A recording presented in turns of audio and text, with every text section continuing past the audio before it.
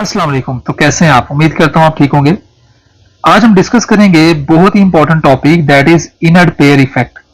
बहुत सारे स्टूडेंट्स जो हैं वो इस इनर्ट पेयर इफेक्ट के अंदर पजल हो जाते हैं कि इनर्ट पेयर इफेक्ट जो है वो बेसिकली है क्या। तो इनर्ट पेयर इफेक्ट को अंडरस्टैंड करने के लिए मैं आपको एक जनरल एग्जांपल दूंगा जिससे आपको इजी अंडरस्टैंडिंग हो जाएगी। वो एग्जांपल है, हम यहाँ पे ग्रुप 4A के जो एलिमेंट्स हैं उनको राइट कर लेते हैं। ग्रुप 4A में कौन कौन सा आता है? सबसे पहले आता है कार्बन, फिर आता है सिलिकॉन, फिर आता है जर्मेनियम, फिर आपके पास आता है टिन और फिर आपके पास आता है लेड। तो ये आपके पास जो है वो एलिमेंट्स हैं ग्रुप 4A एलिमेंट्स के। अब इनर्ट पेयर इफेक्ट कहां से आया वजूद में?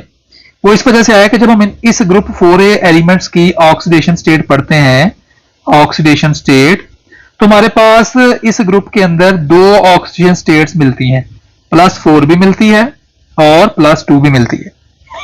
तो हम कहते हैं कि भाई जब हम ऊपर से नीचे की तरफ आते हैं, मतलब कार्बन से लेड की तरफ जाएं, तो हमारे पास जो +4 है ये ज्यादा डिक्रीज होती जाती है, इसकी जो विजिबिलिटी है कम होती जाती है, और +2 की इंक्रीज होती जाती है। इसकी मिसाल मैं ऐसे दूंगा कि जो कार्बन है ये प्रेफरेबली शो करता है +4, और जैसे जैसे मैं नीचे जाऊंगा लेड की तरफ, तो लेड जो है ये प्रेफरेबली शो करता है +2 ऑक्सीजन स्टेट। तो ऐसा क्यों होता है? इवन इनको सबको तो +4 शो करनी चाहिए। क्यों? ये 4 ग्रुप के मेंबर हैं, तो वैलेंस शेल में 4 इलेक्ट्रॉन्स हैं, तो उनको 4 के 4 लूज कर देने चाहिए। लेकिन ऐसा नहीं है, जैसे हम नीचे जाते हैं इनकी वैलेंसी +4 से +2 की तरफ जाना शुरू हो जाती है। इसकी मेन रीजन क्या है? इसकी मेन रीजन है इनका इनर्ट पेयर इफेक्ट, मतलब जिसको हम अभी एक्सप्लेन करने वाले हैं। तो यहाँ पे सपोज करें, यहाँ पे मैं ड्रॉ कर लेता हूं छोटा सा कार्बन एटम। यहाँ पे कार्बन एटम जो है वो सेकंड पीरियड है, इसलिए मैंने 2 शेल ड्रॉ किए, ये न्यूक्लियस। और यहाँ पे मैं ड्रॉ कर लेता हूं आपके पास लेड। लेड के जरा मैं शेल ज्यादा बना रहा हूं, अंडरस्टैंड कर लीजिएगा। लेड यहाँ पे देख लें कौन से ग्रुप का मेंबर है आपके पास, 2 3 4 5 6। तो लेड जो है इसमें 6 शेल्स होंगे, 1 2 3 4 5, और यहां पे मैं 6 ड्रॉ कर लेता हूं। मैं पूरा ड्रॉ नहीं कर रहा ताकि अंडरस्टैंडिंग आसान हो जाए।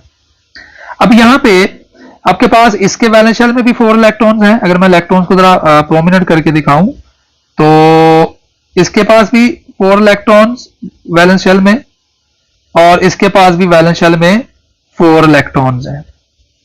अब हम सिर्फ वैलेंस शेल की बात करेंगे।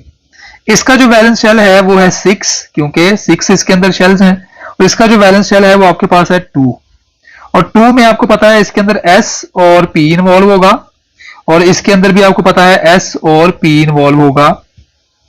अब होता कुछ यूं है कि जो S ऑर्बिटल है कार्बन के अंदर, जो कि अपर केस में था, इसके अंदर शील्डिंग इफेक्ट कम है। क्यों? क्योंकि नंबर ऑफ शेल्स कम है। शील्डिंग इफेक्ट होने की वजह से इसका S और P ज्यादा गैप में नहीं है। तो इसमें जो 2 इलेक्ट्रॉन्स हैं S में, कार्बन के 2 इलेक्ट्रॉन P में, तो ये जो P जैसे ही 2 इलेक्ट्रॉन लूज करता है तो कार्बन के ऊपर न्यूक्लियस की तरफ स्ट्रॉन्ग अट्रैक्शन नहीं होती, जिसकी वजह से ये 2 इलेक्ट्रॉन्स भी बॉन्डिंग में पार्ट ले लेते हैं S वाले, जिस वजह से चारों इलेक्ट्रॉन निकल जाएंगे तो +4।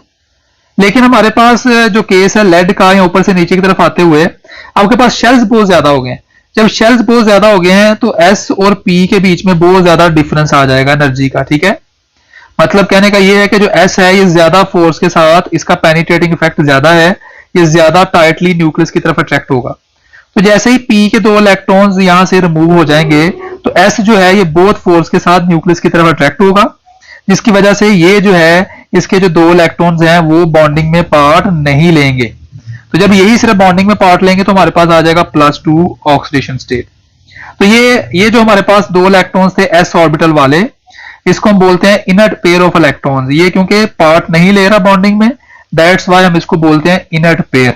और इसकी वजह से जो इफेक्ट आता है वो आता है ऑक्सीजन स्टेट में कमी आ जाती है, इसको हम बोलते हैं inert pair effect. Thank you so much, Allah Hafiz.